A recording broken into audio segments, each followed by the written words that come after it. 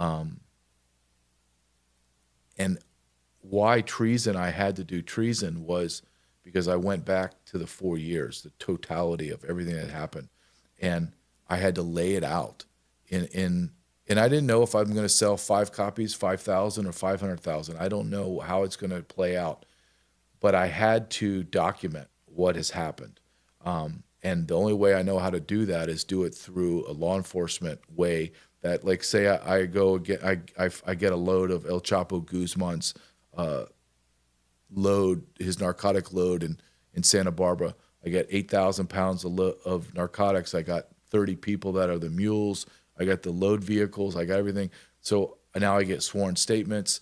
I get written statements from the agents. I get witness statements from the people that begin to roll on each other. And then I push that in and give it to the U.S. attorney and say, here you go. Here's your case. Now prosecute it.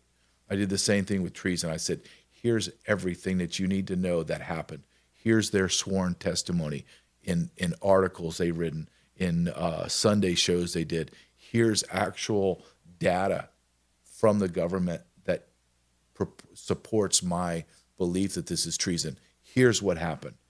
And that's what my book is, to say, your federal government, my federal government, committed treason against America.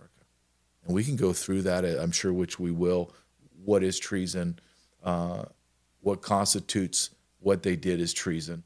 But I believe in the depth of my soul, after doing 24 years in the Border Patrol and not doing like you were in the military, you know this. You can either be an administrative pogue and kind of maneuver your way up the ladder by never shooting a gun, never getting dirty, never doing anything, or you can go special forces. You can go, you're actually deployed and in battle. That's how I decided. I decided I'm not going to do administrative work. I'm going to do my job because I love that. So I did task forces. I rose up the ranks in being a hard-nosed Border Patrol agent, and I did things in the dark of night that people don't want to talk about, and that's fine. But I'm not going to apologize for the things I did to keep America safe. Because like in war, I'm not equating it to war, but in war, you do things and people go, oh, that's shocking that you would do that. Well, you weren't there. You don't know what it's like. At 2 o'clock in the morning, you don't know what it's like when I have MS-13 gang members that are squaring off on me and I got to punch them and there's no one around to help me. So how about just tell me thank you and then just go on your way. So after doing all of that for 24 years and writing 2 books and doing a documentary series, I make the statement with complete clarity and certainty that the enemy of the United States of America is our own government. And I stand by that. And we're witnessing that in real time, Julio, with Donald Trump's executive orders, executive actions, and DOJ. Everything that we knew was going on and I could prove to a certain extent now is being completely validated. Everything I wrote in my book about USAID, about the NGOs, about the invasion of the border, Donald Trump has exposed it and validated everything I wrote, which I don't know the right adjective. I keep thinking about when I'm interviewed, what's the right adjective to describe? I'm not happy about it. I'm not excited. I'm professionally fulfilled, if that's even something to say, that what I have been saying for a long, long time is being proven, just proven, outright proven. Nobody can argue. We can no longer have a disagreement of what I wrote because it's been validated in real time. And to me, that's powerful to me. And it validates everything I've been saying when you're in this space, as you know, and you say things that are very uncomfortable, or you say things that challenge the narrative, people think you're crazy, or you're making this up because you want to sell more books or you want more clicks.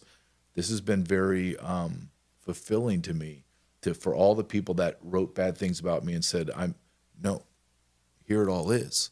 I wrote it's in black and white. I own every word that I wrote and every word that I put on film. I own it. It's mine.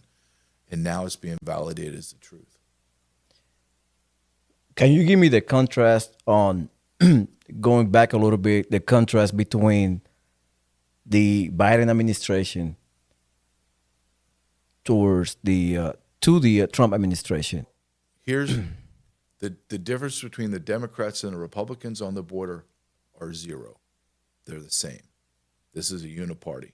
The only thing that changed is Donald Trump. That's it. That one man changed everything.